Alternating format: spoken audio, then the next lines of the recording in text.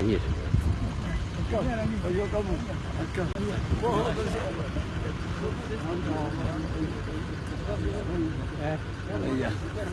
Salam alhamdulillah.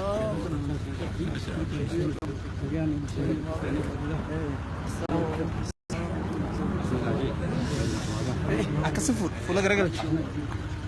Saya salah lah kesini. Dapat nama tuan datang ke ni tu. Sena. Sena semua je. Semua sena. Sena. Ese Sena. Asal sena ni. Saya kafir aja lah.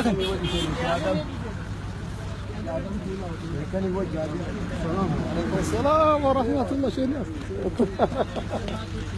wabarakatuh.